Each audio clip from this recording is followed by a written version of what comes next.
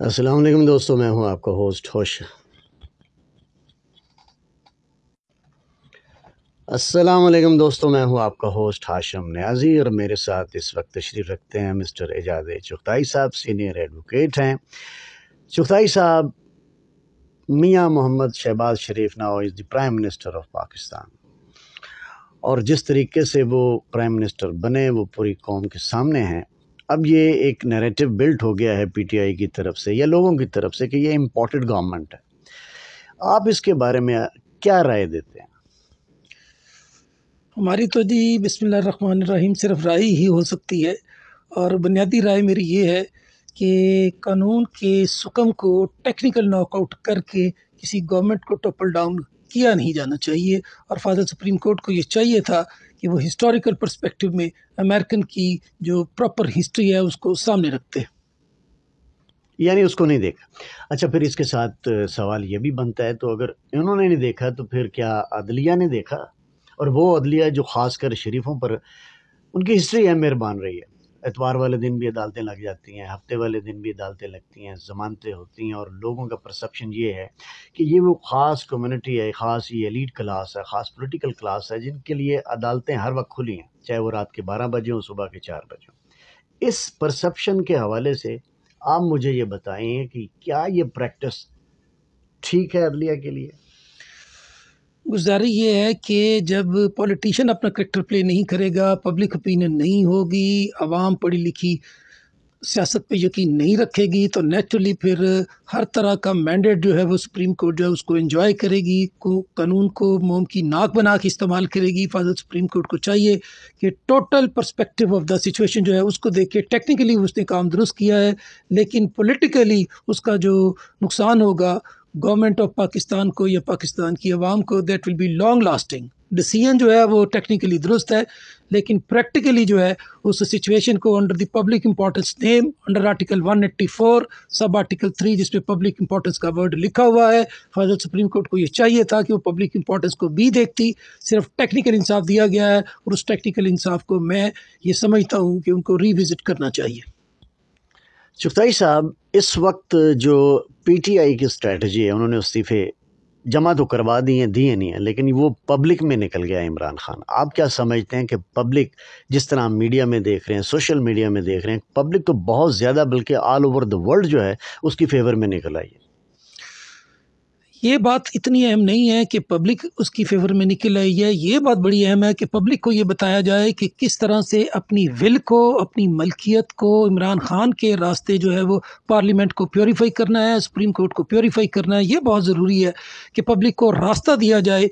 عمران خان جب یہ کہتا ہے کہ جی آپ بالکل پیس والا پروٹیسٹ کریں، تو پیس والے پروٹیسٹ سے میں نہیں سمجھتا کہ کوئی چینج آئے گی۔ آپ سمجھتے ہیں کہ ان کو پروٹیسٹ کرنا چاہیے جیسے کہ پبلک کر رہی ہے؟ سوال یہ اٹھتا ہے چغتائی صاحب کہ یہ جو چوں چوں کا مربع بنا ہے، جس میں شہباز شریف کو کمپرومائز کرنا پڑ رہا ہے اور کمپرومائز کرنا پڑے گا۔ آپ نے دیکھا کہ جیسے ہی وہ وزیر اعظم بنے تو ایک طرف جیو بھٹو کا نعرہ لگ رہا تھا، دوسری طرف سے مولانا فضل الرحمان کا نعرہ لگ رہا تھا، ادھر سے نواز شریف کا نعرہ لگ رہا تھا۔ تو آپ سمجھتے ہیں کہ یہ جو گورنمنٹ بنی ہے کتنا عرصہ نکالے گی یا نہیں نکال پائے گی؟ گزاری یہ ہے کہ گورنمنٹ نام کس چیز کا ہے؟ گورنمنٹ نام ہے سرو کرنے کا، سروسز دینے کا، اسٹیٹ کے اداروں کو اپنی حدود میں رکھ کے عوام کو بہترین سروسز دینے کا۔ گورنمنٹ تو 155 ووٹ لے کے عمران خان جو ہے وہ بلیک میل ہو گیا چھوٹے چھوٹے لوگوں کے ہاتھوں، تو وہ نون لیگ جو کہ 85 جس کی سیٹیں تھیں، اس نے جب یہ باقی لوگوں کو ساتھ ملایا ہے، تو اس کا آپ بڑی اچھی طرح اندازہ کر سکتے ہیں کہ کس طرح سے وہ بلیک میل بھی ہوگا، اور وہ بلیک میل ہونے کے لیے تیار ہے ہر طرح سے۔ ان کو سیل پرچیز آتی ہے، یہ امپورٹڈ گورنمنٹ تو ہے ہی ہے، لیکن ہمارا ایشو اور ٹریجڈی یہ ہے کہ عمران خان صاحب بھی امپورٹڈ ہیں، ان کو اس نظام کا، اس سسٹم کا پتہ ہی نہیں چلا۔ ہی از a thorough gentle main. Us gentle مین کو یہ نہیں پتہ چلا کہ وہ یہاں پہ ایلین ہے۔ اس ایلین نے یہ سمجھا کہ میں اس کو اپنی ڈٹرمنیشن سے کر لوں گا، یہاں پہ ڈٹرمنیشن سے نہیں ہونا۔ اس کو یہ نہیں پتہ چلا کہ یہاں سیل پرچیز کا کیا لیول ہے۔ اس نے سیل پرچیز سے جو انکار کیا، وہ گورنمنٹ سے آؤٹ ہو گیا۔ تو اب آپ کیا سمجھتے ہیں کہ جو نیکسٹ سینیریو بننے جا رہا ہے، جیسے کہ عمران خان نے پلان بنایا ہے کہ یہ وہ لوگوں کے پاس دوبارہ جائے گا اور جلد سے اس نے شروع کر دی ہیں، اس کا امپیکٹ کیا پڑے گا؟ میرا خیال ہے کہ صرف پاکستان نہیں، پاکستانی چونکہ دنیا کے سب حصوں میں ہے، اوورسیز پاکستان اس کو دیکھ لیں، all over the world, England, امریکہ، وٹ ایور، ہر جگہ پہ عمران خان کے حق میں آواز ہے، اور وہ آواز جو ہے وہ بجلی بن کے ٹوٹے گی، اور گورنمنٹ جو ہے اس وقت جو وہ پارا پارا ہو جائے گی، اور نیچرلی ان کو اپنے مینڈیٹ کی طرف جانا پڑے گا جہاں پہ وہ مینڈیٹ کو لوز کر چکے ہو۔ اچھا یہ بتائیے کہ پرسپشن یہ بھی آ رہا ہے، بلکہ میں بھی اس چیز کو ذاتی طور پر پسند نہیں کرتا کہ لوگ جو ہیں وہ فوج کے بارے میں الٹے سیدھے الفاظ کہیں یا ان کی انٹیگریٹی کے اوپر کوئی سوال اٹھائیں۔ آپ کیا کہتے ہیں اس بارے میں؟ میرا یہ کہنا ہے کہ فوج بہت بڑا سٹیک ہولڈر ہے ہمارا، اور اس کو برا بھلا کہنے کی کوئی ضرورت نہیں ہے، لیکن ان کو رائے راست پہ رکھنا ہماری ڈیوٹی ہے۔ وہ کانسٹیٹیوشن جس کی وہ پیداوار ہیں، اس کانسٹیٹیوشن میں ان کے اوتھ میں یہ لکھا ہوا ہے کہ ہر آرمڈ فورس کا جو سروس مین ہوگا، چاہے وہ جرنیل ہے یا وہ سپاہی ہے یا وہ فوجی ہے، کہ وہ کسی قسم کی پولیٹیکل ایکٹیویٹی میں شامل نہیں ہوگا۔ اس کانسٹیٹیوشن میں ان کا مینڈیٹ دیا ہوا ہے، ان کا ایفیڈیوٹ دیا ہوا ہے، ان کا اوتھ دیا ہوا ہے، انہیں اپنے اوتھ کے اندر رہنا چاہیے، لیکن وہ اوتھ میں تبھی رہ پائیں گے جب پولیٹیکل ایکٹیویٹی جو ہے وہ اپنے قدموں پہ کھڑی ہوگی۔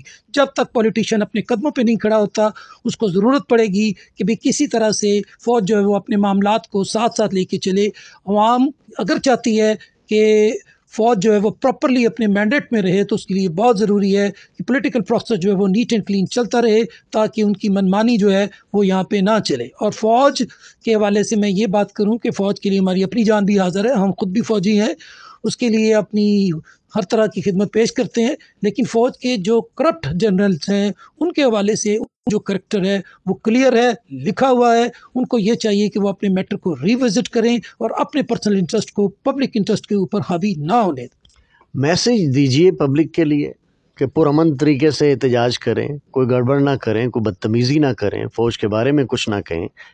میں فوج کے بارے میں یہ میسیج دوں گا عوام کو بھی، خواص کو بھی، خود کو بھی، سب کو، کہ فوج کے خلاف کوئی بات کرنے کی اس لیے ضرورت نہیں ہے کہ فوج جو ہے وہ آپ کی دشمن نہیں ہو سکتی۔ آپ ٹرکش کو دیکھ لیجئے، آپ ایجپٹ کو دیکھ لیجئے، دنیا کی ساری ہسٹری کو دیکھ لیجئے، سب ہسٹریز میں کسی بھی فوج نے باقاعدہ پولیٹیشین کے کہنے کے اوپر بھی فائر نہیں کھولا تھا، حالانکہ یہ گجراتیوں نے باقاعدہ جو ہے آرڈر کر دیا تھا کہ جی فوج جو ہے اس کو اجازت دی جاتی ہے کہ وہ فائر کھول دے، لیکن انہوں نے کوئی فوج ہمارے اوپر فائر نہیں کھولے گی، اور ہمیں بھی فوج کا راستہ بھی روکنا ہے اور پولیٹیشین کا راستہ بھی روکنا ہے۔ جی چغتائی صاحب، اب آ جائیں پنجاب کی طرف۔ پنجاب کے اندر بھی وہ ایشو ایز اٹ از ہے، اور آج امید تھی کہ کوئی فیصلہ آ جائے گا۔ آپ مجھے بتائیے کہ آپ کو کیا فیصلہ ہوتا ہوا نظر آ رہا ہے؟